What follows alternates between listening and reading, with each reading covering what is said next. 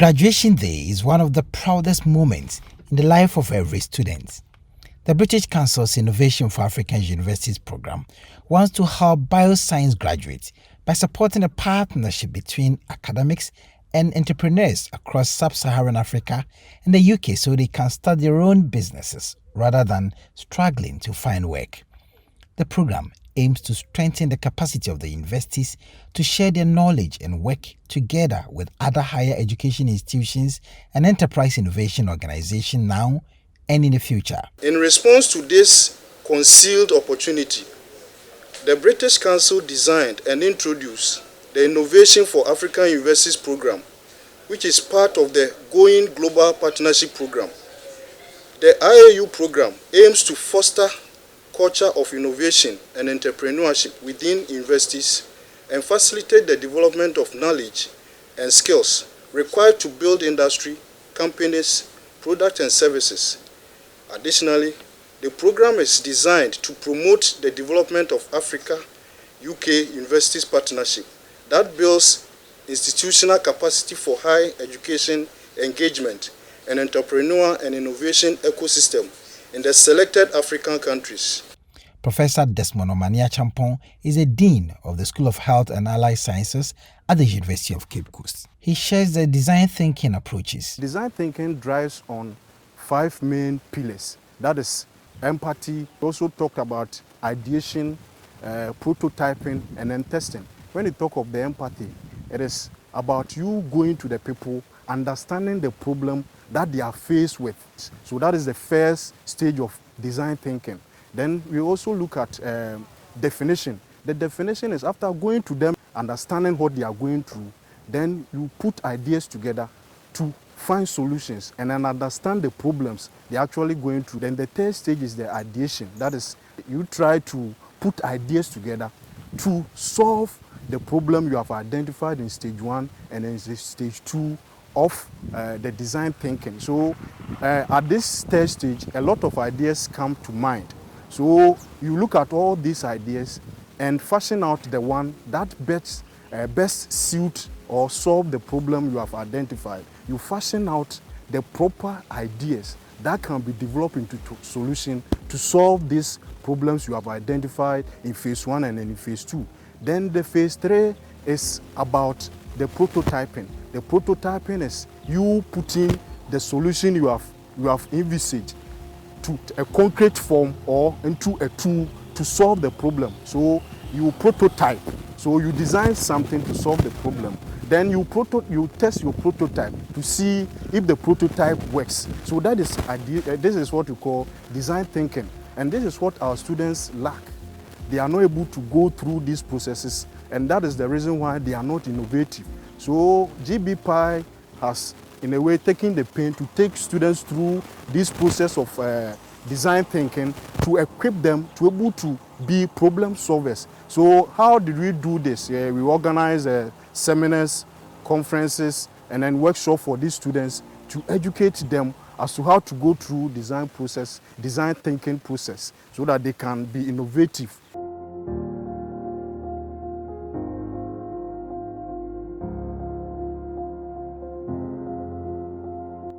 In Ghana, 4 partnerships have been selected to participate in the Innovations for African Universities program.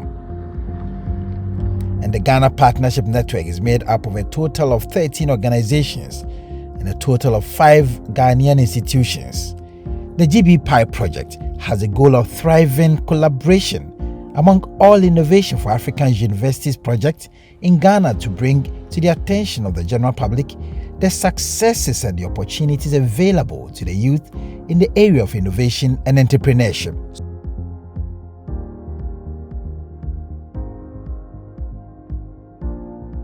Africa boasts of its youth as its greatest assets. It is projected that by 2050, the number of young people in Africa will increase to nearly 830 million. This rise in the working age population might enable higher productivity and greater, even more inclusive economic growth across the continent if it is effectively utilized. With the emergence of COVID-19, the dire situation in Africa only got worse. Layoffs and reductions in work hours has served as a wake-up call for the entire continent. The lack of employment opportunities is a serious concern all over the world, but the situation in Africa has been considerably worse.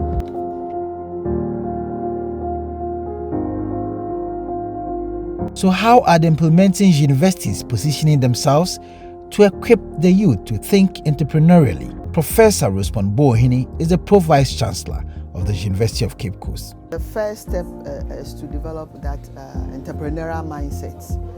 And usually it goes with creativity, it goes with innovation, and also it goes with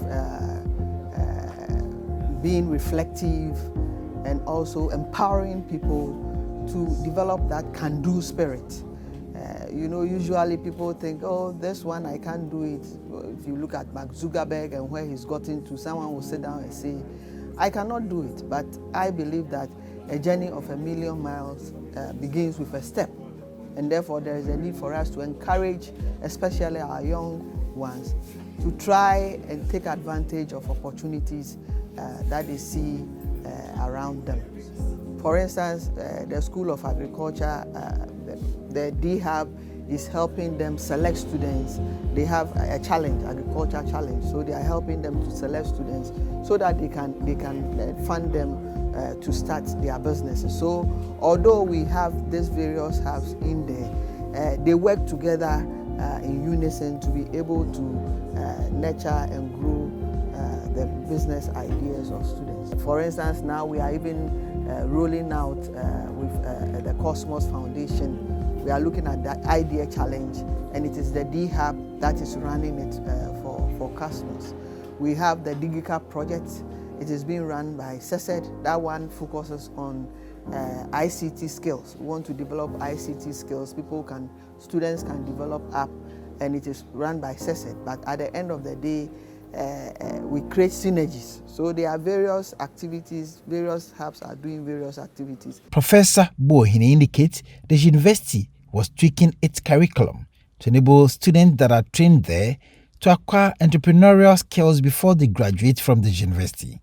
She says making students acquire 21st century skills is the university's current direction, and all structures are being put in place for its success. Currently, what we are doing is we are revising our curriculum. We have a team that is looking at curriculum development, and what we are trying to do is we want to incorporate the 21st century skills into our curriculum. And you talk about entrepreneurship, you talk about ICT skills, you talk about innovation, you talk about creativity. These are the 21st century skills. And what we are doing now, we've started training or doing stakeholder analysis with the departments and faculties. And we are hoping that in the next 1 year, 2 years, if we are revising our programs, we'll make sure that all our programs incorporate the 21st century skills. The interventions being pursued by the University of Cape Coast are not different from the measures put in place by the University of Ghana in their drive to make students more productive through entrepreneurship. And I take the University of Ghana, for example.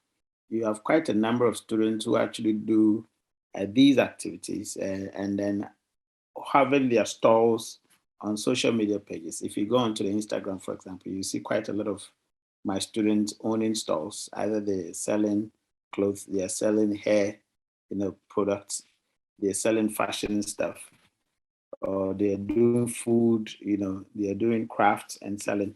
So there are quite a lot of evidences that suggest that students, regardless of what course they're pursuing, are very much engaged in entrepreneurial activities, and that's informal. Now we've gone ahead to actually move into practice, actually. So apart from the thought, the business school has now set up an entrepreneurship hub, which we call the UGBS Nest. Now to sort of groom budding entrepreneurs, give them office spaces, give them the needed support, let them start their businesses whilst on campus, and hopefully graduate them, whilst they leave campus in order to become a big company. So we're doing that in collaboration with institutions that have offered to help us, in making sure that these budding entrepreneurs can come out, can exit the program with viable, businesses. We had also been engaged in, programs that offer entrepreneurial opportunities. One of them is IAU, which my students have actually participated. We have 2 teams that are actually going on to hopefully win an award and have a startup capital. Now, beyond that, the universities and the broader university beyond the business school had also entered into those programs as well. The university has, apart from the UGBS Entrepreneur Next, the Entrepreneurship Hub, which is the UGBS Next that we have, the university itself has an innovation hub. Professor Lord Mensah is with the School of Business at the University of Ghana. He says the University of Ghana is doing a lot to enable young men and women to think and act entrepreneurially. Of course, we're trying to ensure that we're having graduates that are self-starters. And when we talk about entrepreneurs, not only those who build their own businesses, but those even who work for businesses have to be entrepreneurial in their thinking. I.e., are you able to help a business to generate new ideas, to come out with new products, to ensure that the existing products actually fit a certain opportunity? Are you able to identify opportunities that existing businesses can tap into? So not only business students actually becoming self-starters by creating their own businesses, but also being self-starters in organizations that they secure employment in. So we realized that the only way we could actually embed that particular orientation is to bring entrepreneurship at the forefront of the curriculum. So we actually doing all these things to make sure that there will be awareness, and beyond that there will be knowledge in doing so. And that's why the university is going on to that tangent. Now there is a dire need to think productivity and minimize losses. And to boost employment, reduce post-harvest losses, a lot needs to be done to empower Africa's youth. An area where the mindset has stopped evolving in too many ways. And I really find the demographic dividend of youth in Africa, of Latin America, and India and parts of Asia as something we've got to capitalize upon, and also start to use that momentum and your responses to stop the mindset that says, well, it can't be done. And I can't think of a better example than that snail story, taking a traditional industry, rebranding, refocusing, and having a go. A lot of people just dismiss this as an accident and it'll all be okay very soon. And the reason why I think that is simply incorrect is because the way we see supply chains, the way we see value chains, has for a long time been expressed by a Japanese expression, just in time. Now, just in time means you've got to line up all of your deliveries exactly. Well, when you start getting these kind of events, when you start getting COVID, when you start getting climate change, when you start getting all of those Armageddon of swans that I mentioned earlier, you cannot operate a supply chain as we have done over the last few generations. And of course, how does this translate? This translates into unemployment, and very tragically, unemployment for youth. Now, I know in this room there's a lot of talk about what am I going to do after I graduate, and I think our chair has given a few graphic illustrations of, frankly, people who have impressed everybody, and hopefully their example can spur us on.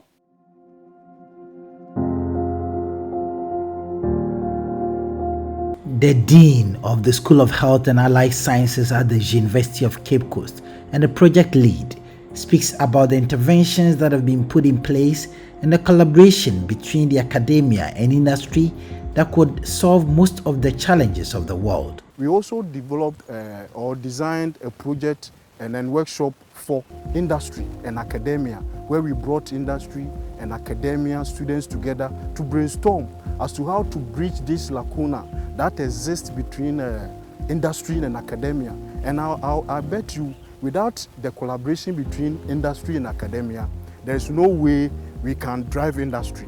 In fact, academia and industry should come together to drive industry. A case in point is this COVID pandemic. You know, a lot of vaccines were developed, And one of the vaccines we are very conversant with the AstraZeneca.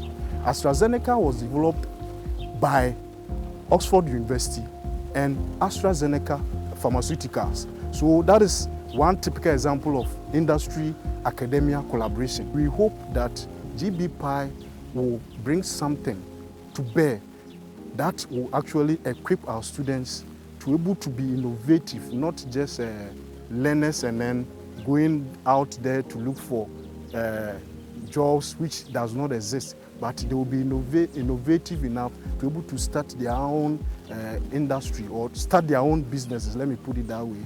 And then also, even when they are employed into existing companies, because of the innovative ideas, they can drive the company to the next level. And if we teach or we train our students in this way, that is this direction, they will be more useful to the nation than what we are doing now. So I think other schools, other educational institutions should adapt this mode of delivery, train our students to be thinkers, design thinkers, to be able to solve problems, because without this, there's no way we can develop as a nation. There's no way we can win ourselves from